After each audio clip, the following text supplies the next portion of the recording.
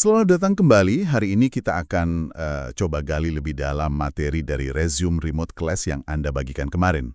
Fokusnya menarik banget ya soal tantangan. Tantangan unik membangun tim jarak jauh. Mungkin Anda di rumah lagi siap-siap merekrut atau ya sekedar penasaran aja gimana sih cara efektif milih orang tanpa tatap muka langsung? Jadi, misi kita kali ini ngebongkar wawasan kunci dari sumber ini buat Anda semua. Nah, salah satu tantangan paling gede yang disoroti materi ini itu soal gimana kita menilai kandidat secara akurat dari jauh. Ada beberapa prinsip sih, tapi ada satu yang langsung bikin saya tertarik. Penekanannya pada apakah si kandidat ini penulis yang bagus atau enggak. Loh, kenapa nulis jadi penting banget? Iya, ini poin yang fundamental banget sebenarnya dalam kerja remote. Di sumber Anda itu kan dikutip Matt Mullenweg dari WordPress ya. Dia bilang clear writing is the sign of clear thinking. Gampangnya, nulis yang jelas itu seringnya cerminan mikir yang jelas juga. Nah, dalam konteks remote, di mana komunikasi ya banyak banget lewat tulisan, kemampuan ini jadi krusial. Tulisan mereka itu jadi kayak jendela utama kita lah buat ngelihat cara mereka berpikir. Wah, menarik tuh analogi jendela. Tapi gimana caranya kita ngintip lewat jendela itu biar lebih efektif? Kan kadang tulisan bisa aja dipoles ya nggak sih? Materi Anda ngenalin konsep surface structure, bahasa yang kelihatan, sama deep structure, makna atau pengalaman sebenarnya. Ini gimana bantunya? Nah, konsep ini bantu kita biar lebih sadar aja kalau apa yang diomongin atau ditulis itu seringkali bukan gambaran utuh. Informasi itu bisa hilang atau berubah lewat proses kayak deletion atau penghapusan, terus generalization atau generalisasi, atau bahkan distortion, distorsi.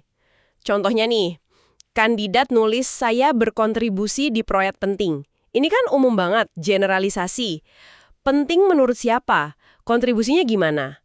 Atau contoh lain, comparative deletion. Dia rekan kerja yang lebih baik. Nah loh, dibanding sama siapa? Kurang jelas kan? Oke.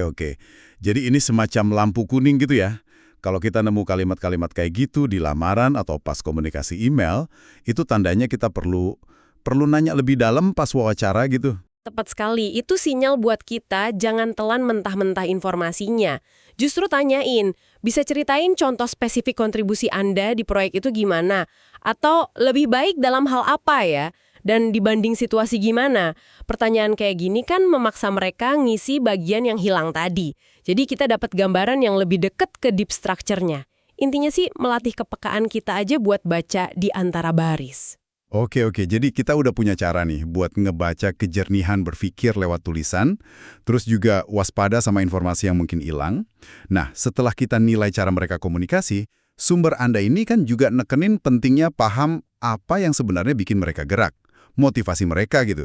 Ini masuk bagian profilingnya ya? Kacamata lah buat ngelihatnya. Yang pertama itu arah motivasi.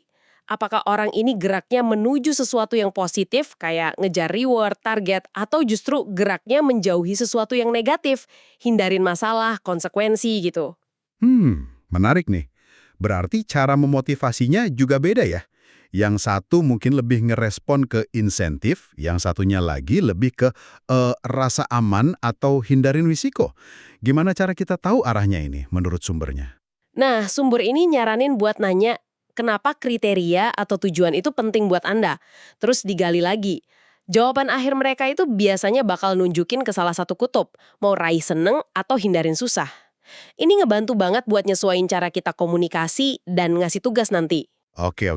Terus kacamata berikutnya apa nih? Yang kedua itu sumber motivasi, internal atau eksternal. Simpelnya gini, apakah mereka punya standar sendiri buat nilai kerjaan mereka bagus atau enggak? Wah, ini udah oke nih menurut standar saya. Atau mereka butuh pengakuan, butuh feedback dari luar buat ngerasa kerjaannya bagus. Gimana menurut Anda? Udah pas belum ya? Ini penting banget buat gaya manajemen kita.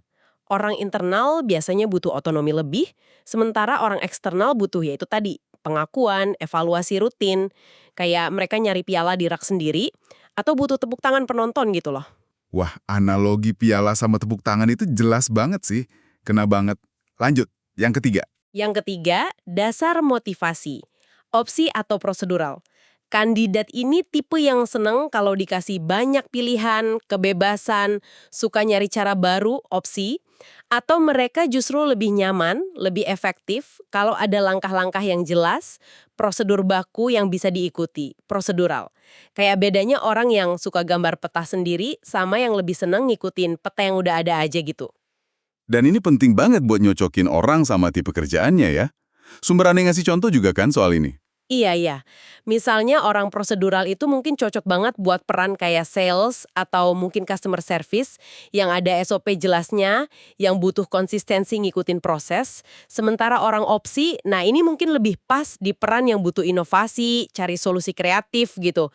Kalau salah nempatin, ya bisa jadi mereka nggak optimal kerjanya atau malah jadi frustrasi.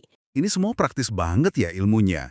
Dan yang kerennya lagi, sumber Anda ini bilang kita bisa pakai pemahaman ini secara proaktif, bahkan sebelum wawancara ya. Benar sekali. Materinya itu nyaranin kita buat pakai kata kunci yang spesifik di lowongan kerja kita buat narik tipe orang yang emang kita cari.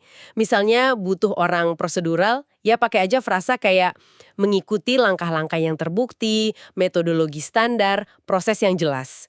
Kalau butuhnya orang opsi, pakai kata kunci kayak kesempatan berinovasi, mencari solusi kreatif, fleksibilitas pendekatan. Jadi kayak kita pasang magnet yang pas gitu buat narik kandidat yang profilnya sesuai. Oke, jadi kalau kita rangkum nih ya, ngebangun tim remote yang hebat, itu ternyata jauh lebih dari sekedar nyentang skill teknis di CV. Ini lebih ke soal jadi pembaca yang lebih peka, ngebaca kejernihan berpikir lewat tulisan mereka, ngenalin pola komunikasi yang mungkin bolong, dan ngerti apa sih yang jadi bensin motivasi mereka. Alat-alat dari sumber ini benar-benar ngebantu kita buat ngelihat lebih dalam ya. Tepat sekali.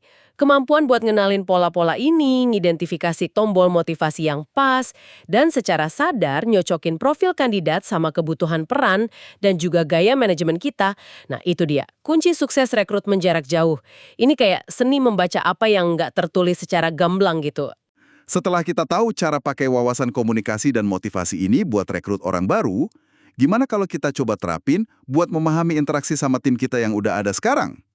Atau bahkan dalam hubungan personal kita sehari-hari. Gimana pemahaman soal delation, generalization, arah motivasi, atau sumber motivasi orang lain bisa ngubah cara kita komunikasi dan berinteraksi ya? Sesuatu buat direnungkan lebih lanjut. Sampai jumpa di pembahasan berikutnya.